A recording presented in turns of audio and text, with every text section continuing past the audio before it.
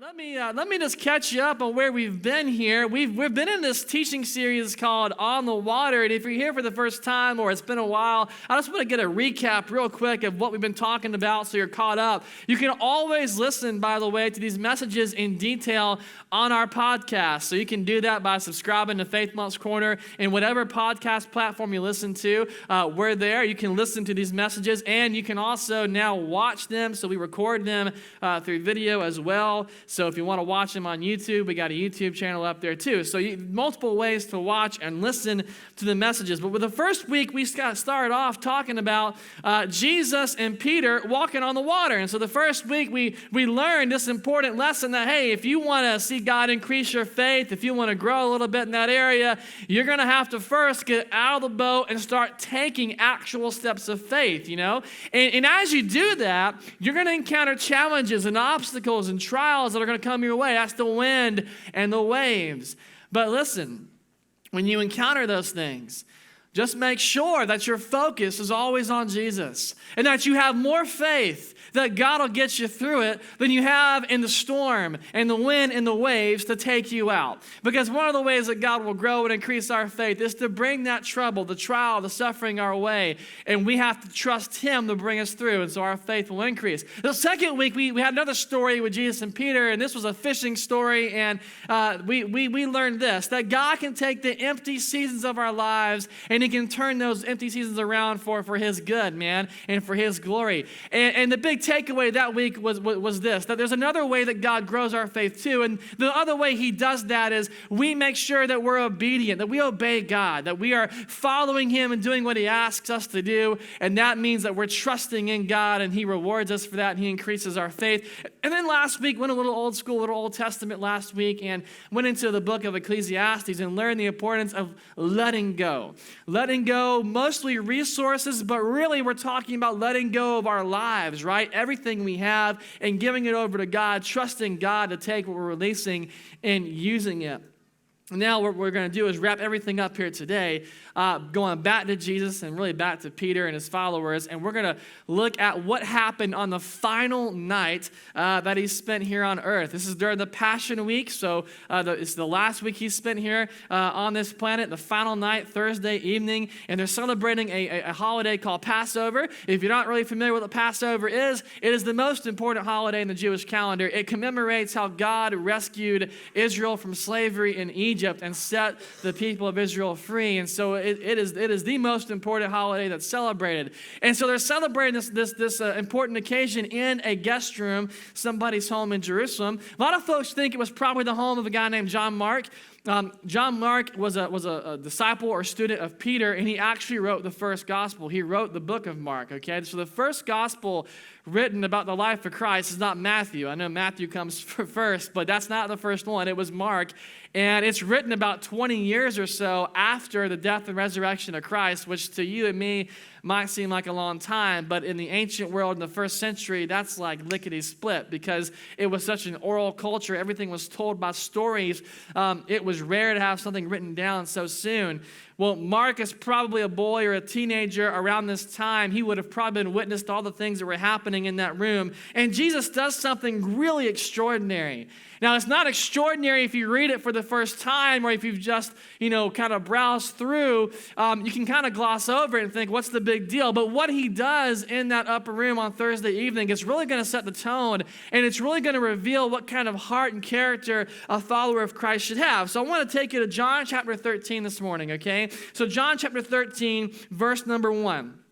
John 13, verse number 1, and here's how the story begins today. Before the Passover celebration, Jesus knew that His hour had come to leave this world and return to His Father. He had loved His disciples during His ministry on earth, and now He loved them to the very end. It was time for supper, and the devil had already prompted Judas, son of Simon Iscariot, to betray Jesus. Jesus knew that the Father had given Him authority over everything and that He had come from God and He had returned to God. And so He got up from the table, He took off His robe, He wrapped a towel around His waist, and He poured water into a basin. And then He began to wash the disciples' feet, drying them with a towel around Him. And when Jesus came to Simon Peter, Peter said to Him, "Lord, are you going to wash my feet?" And Jesus replied, "You don't understand what I'm doing, but someday you will." No, Peter protested, you'll never wash my feet. Jesus replied, unless I wash you, you won't belong to me. And so Simon Peter exclaimed, then wash my hands and my head as well, Lord, not just my feet. And Jesus replied here in verse 10, a person who's bathed all over doesn't need to be washed except for his feet to be entirely clean. And you disciples are clean, but not all of you. For Jesus knew who would betray him. And that is what he meant when he said, not all of you are clean.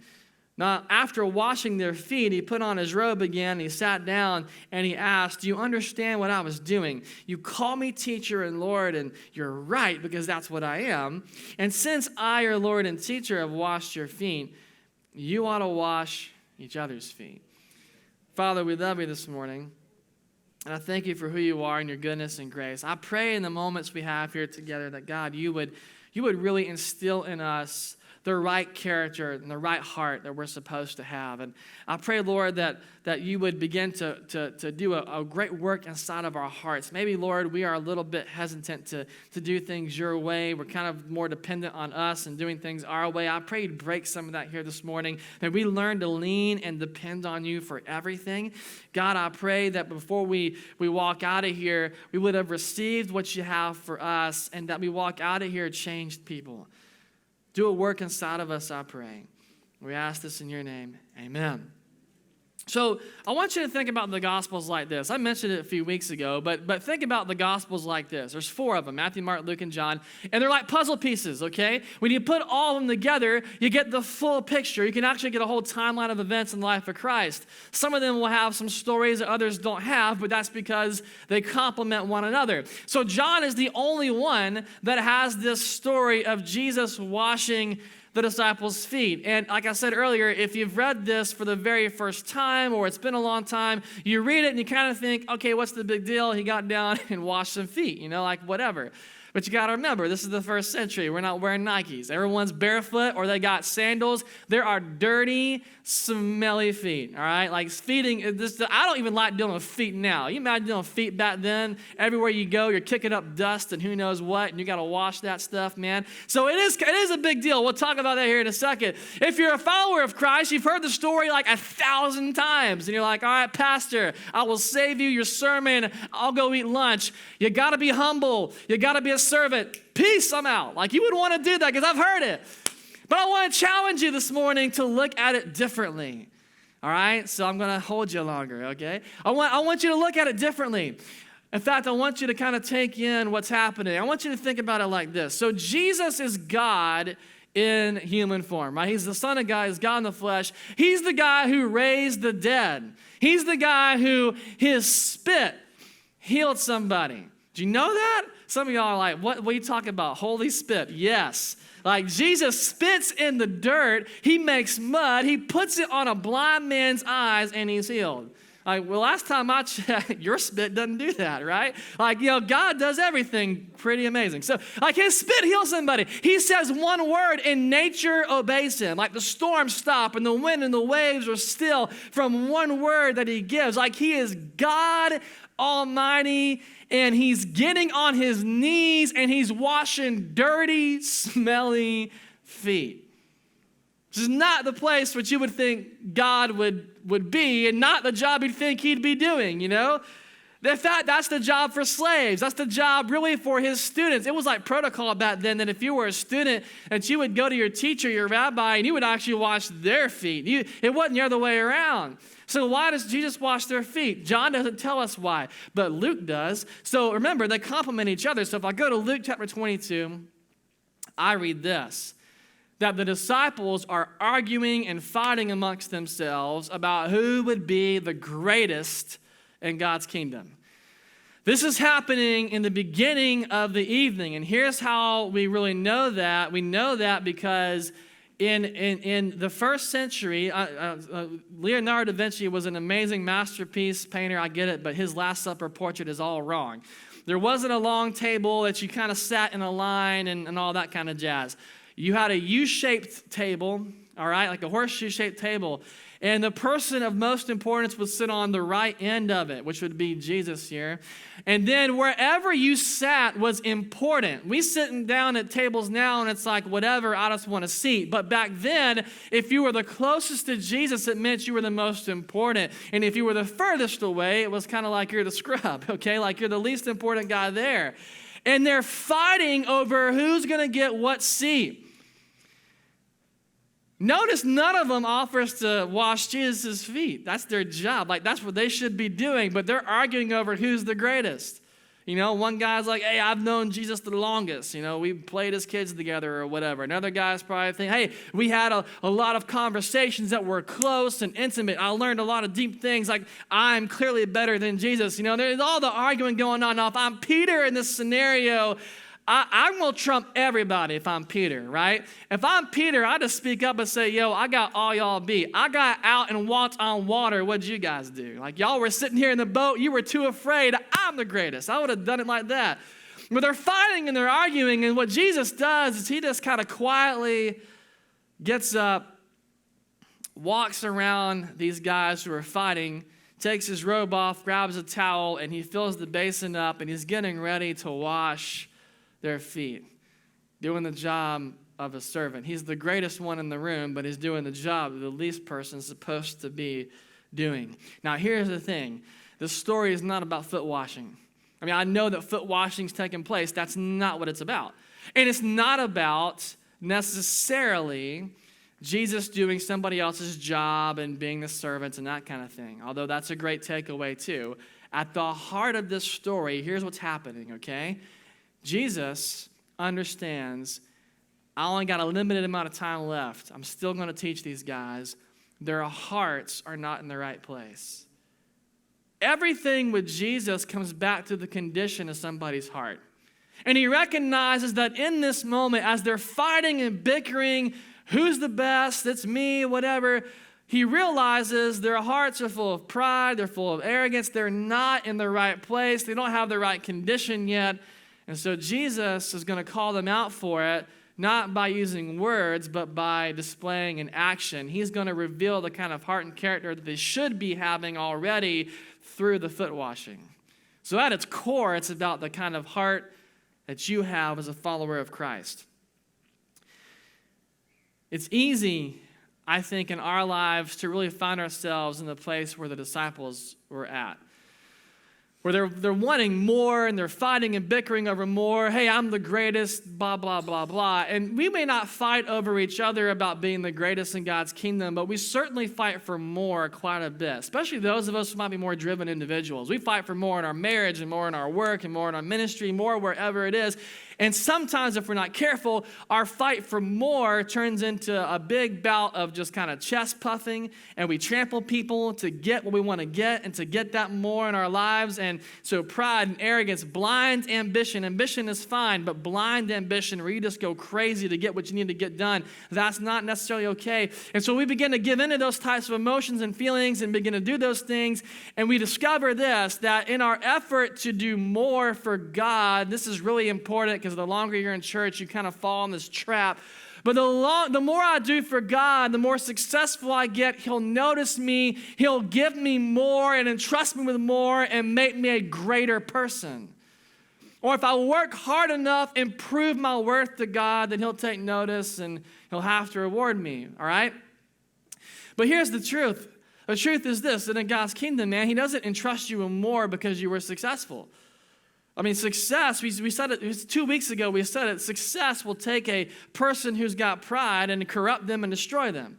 Like, he doesn't give you more because you were successful. He doesn't entrust you more because you worked harder. Those are good things. They're not bad. It's just, that's not the key. The key to more is to have a life of humility. When you're a humble person and when you have genuine and authentic humility in your life, God can teach you, he can shape you, he can mold you, he can use you, and he will entrust you with more because you understand it's not about you, it's about God. It's all about God. It's always been about God. And you understand that nobody and nothing is really, honestly, beneath you. I've told the story before, and I'll just tell it again because not everyone's heard it, but When I first started in ministry, I've been in ministry, it's been my 11th year. It was 5 years as a youth pastor. I've spent there'll be 6 years this year here at this campus as a campus pastor. And the first church I served on staff at, I remember starting off in youth ministry, and they didn't even pay me to do youth. I was what I was, but the pastor told me, hey, we're going to pay you, but we can't right now. In fact, I worked free the first 8 months. And then after the 8 months, he said, hey, we're going to pay you to clean the church. And so that's what I did. I scrubbed toilets. I swept, floors and all that kind of fun stuff. And then he said, hey, you did such a good job. We're going to promote you to cutting the grass. So I got to do that too. So I got to cut grass, and I got to take care of the landscape. And so I'm going to school still, and all this is taking place. And finally, after all of that, he called me in, and he goes, listen, I know you're trying your best cleaning, but the ladies are noticing that you're not as good at that job. And I'm like, yeah, I'm 22 years old. I'm a guy who's single. I'm terrible at cleaning, and my wife would probably tell you I still am. So that's not my deal. He goes, hey, we're going to relieve you of cleaning. You do pretty good at cutting the grass. We'll let you go with that too. Here, we're going to start paying you to actually be on staff and to serve. And I thought, well, that's cool. I wish you'd done that from the beginning. But I remember what he told me in that meeting. I've never forgotten it. And he basically told me this. He said, hey, if you were not willing to get down and scrub toilets, you wouldn't be the kind of person who would make a good pastor. Because the key, again, to advancement in God's kingdom is humility. Nobody and nothing is ever truly beneath you.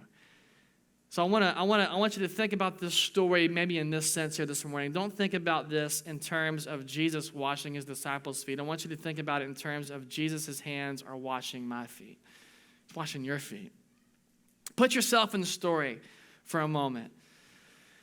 Imagine what it's like to be in that room, knowing what's going to happen next. Jesus knows what's coming, by the way. I think that's what makes what he does all the more amazing. Now, they don't understand what's happening and what's going to take place the next 24 hours, but he does. And he's human. He's fully God and fully man. He's got anxiety building up. He's got pressure building up. There's stress building up inside of him. Why? In a few hours, he knows they're going to come for him. He knows that by this time tomorrow, he's a dead man. And all that's weighing on him, and the pressure and the burden and the stress that he's got, it's all weighing him down. And, when we get like that and we have a great amount of pressure or anxiety, we're shouldering that burden, most of us, not all of us, but most of us, we just tend to shut down a little bit. We shut down, and we're not really thinking of other people as better than ourselves. We're not thinking about serving somebody else or loving somebody else. We want everyone to know that I'm drowning a little bit and I'm being crushed and I just need some help. It's all about me and what I'm going through, what I'm dealing with. And I think you need to let folks know what you're struggling with. Just be careful that you don't broadcast it like crazy. There are certain key people in your life you should go to because they'll really help you. But if you just broadcast it to the world, man, that's a little bit different. And so they're getting crushed under this weight. Well, Jesus doesn't do that. He actually does something more amazing. He takes his own emotion and pressure and stress. He pushes it all aside for the sake of loving other people and putting them first. And really, it shouldn't surprise us that he does that because John tells us where Jesus' own heart is at in the very first verse of our story. Probably didn't even see it or pay attention to it, but the first verse, John says that he, meaning Jesus, he had loved his disciples during his ministry on earth, and now he loved them to the very end. And I don't want to go deep in Greek and stuff like that on you, but in the language that John is writing this, actually how this reads is that he loved them and he would continue loving them, meaning the love would never stop. He would always love them. And that's really who Jesus is. He's consumed with love. He's the embodiment of what love is. And so he puts it all aside for the sake of other people because he has the right kind of heart and the right kind of character. Now, verse number 6, Peter comes onto the scene. We get Peter back in the picture again. He sees what's going on, and Peter wants no part in it. It's like he kind of recognizes, too, I think, that Jesus is doing a job that really he ought to do. And he kind of argues a little bit, hey, if you're going to wash my feet, wash everything. This little back and forth thing kind of takes place. But what Jesus does is he tells him, hey, listen, you got to let me do this for you, all right? Like, I know you're talking about wash it. Listen, just let me wash your feet. Let me do this for you so you can belong to me. And we're not talking about salvation, and sometimes people read it like that, but that's not what we're talking about. What we're talking about here is Jesus is basically telling Peter what we discussed last week. Hey, Peter, let it go. Just let go for a second and let me do the work. Oftentimes as Christians, and you'll discover this, if you're a new believer here this morning, whatever, you'll discover the longer you become a believer, it's easier to fall in this trap that we shoulder everything ourselves. And we know we're supposed to depend on God, but really we're kind of like, hey, I'll make it happen. I'll do it. God, I'll step in. And really, you can't do anything on your own. You can't save anybody on your own, man. You know, like you can pray all you want, but you can't actually save someone. You can't make that decision. You can't pull their heartstrings. You're not God. You can't save them. You can't heal somebody on your own. You don't have the power to do that on your own. I would go so far as to say this: you can't truly, genuinely from your heart really forgive somebody on your own, because human nature is to withhold forgiveness and be resentful and bitter and angry. You might do a token, I forgive you, but you're really holding on to it. That's why we can't let go of things for 20 and 30 years. Like we hold that in there.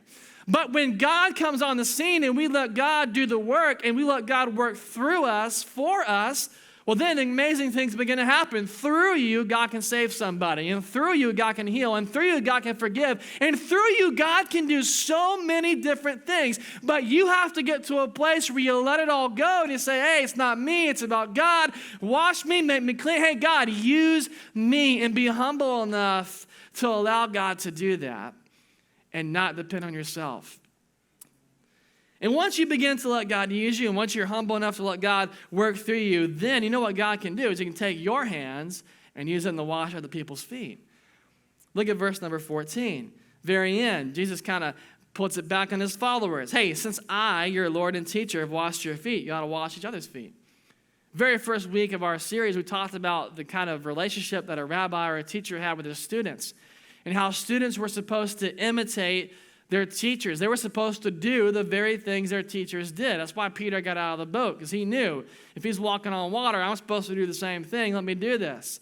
And at the end, what does Jesus do? Hey, wash each other's feet. I'm your teacher. I'm your Lord. You got to do what I've been doing. He puts it back on them, and he's putting it back on us today too. And that's a lot easier said than done to wash somebody else's feet. It's a whole lot easier to talk about than it is to actually do it.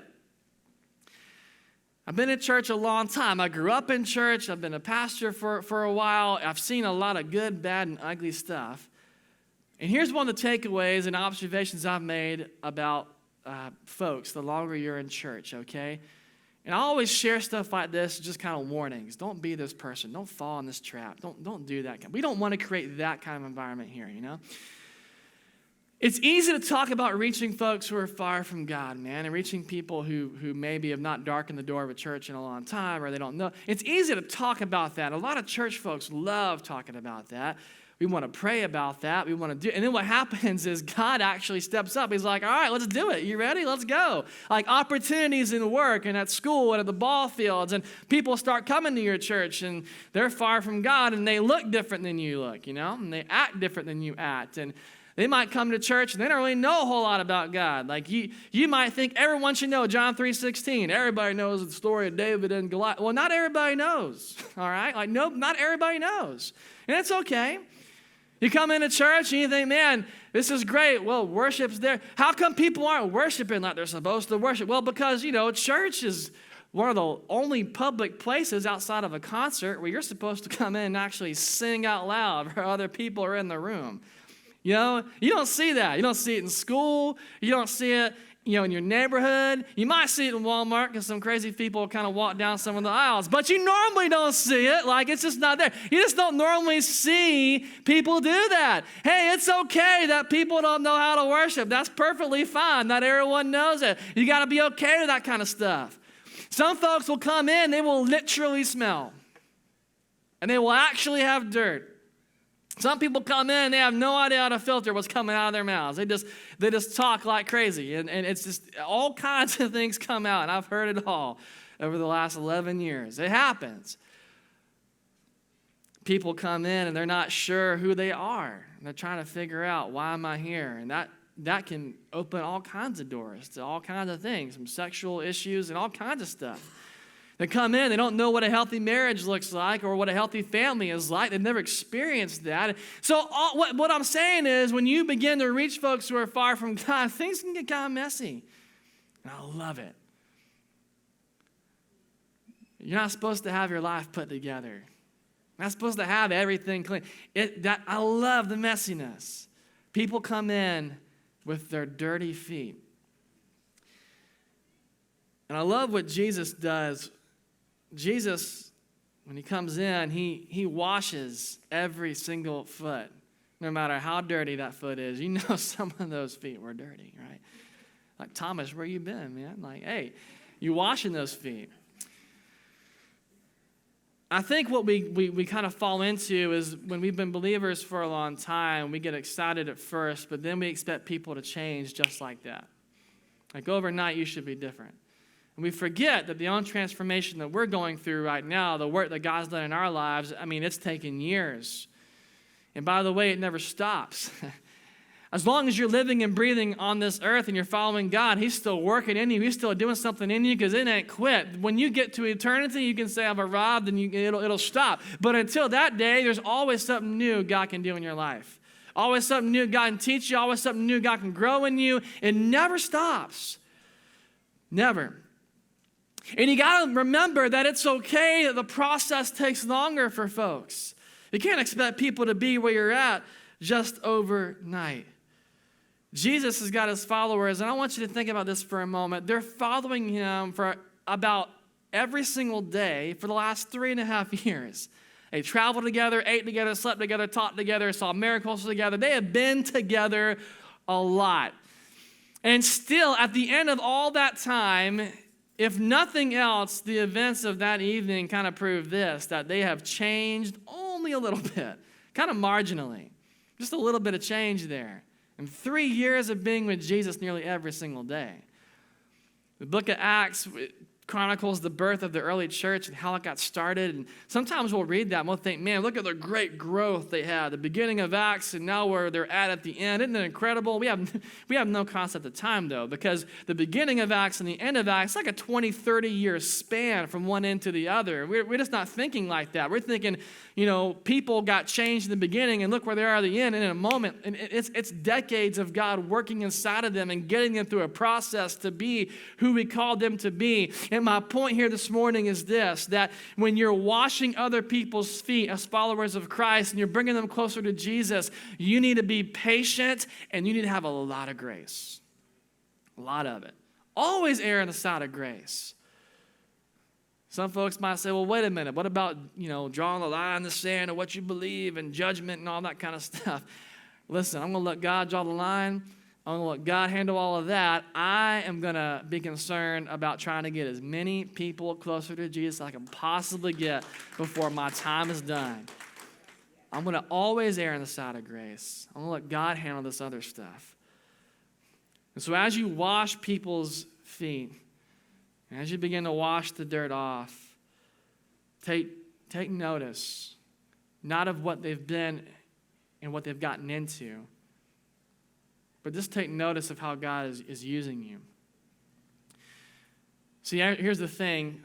You can tell where people have been based on the dirt they got. You got sand, I can tell you've been to the beach. You got dirt, it's been in the woods. You got clay, you've been up in the hills somewhere. You can tell. And sometimes we look at people and we know where they've been, who they are, and what they've done, and we get repulsed by the dirt that they bring in. And we kind of think that we're somehow better than they might be because, well, at least we didn't do that. At least we didn't go here. And we might even get to a point where we just decide we're not going to waste our clean water in our little bowl on someone who's got that kind of dirt. I'm gonna use it for someone who's gotten into some things that I can handle maybe.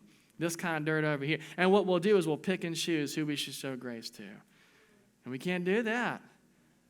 Every single foot is washed. And think about this.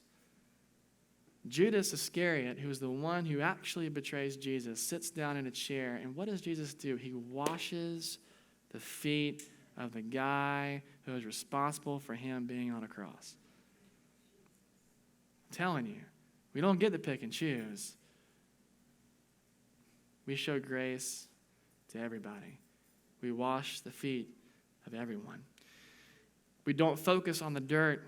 We focus on the heart of the person. And we remember that we were once people with all kinds of dirty feet that needed a Savior who was clean, who was pure, to wash us and give us that brand new start. Guys, come on up. The question this morning is not about feet. Hopefully y'all's feet are clean. The question today is about the condition of your heart, man. How's your heart? How's your soul doing? I don't know everyone asks that. It's not a common question to get. But really, like, how you doing? Are you showing grace to people that you should be showing, or maybe you kind of holding back a little bit and you find yourself being repulsed by these people, but you like these folks over here, you know? Or maybe you're here and you realize, man, you know what, Pastor, like I'm the one with the dirty feet. Like I didn't even realize it till today, but I wouldn't say I'm close to God. I'd say I probably am far from God. And I need him to wash me today.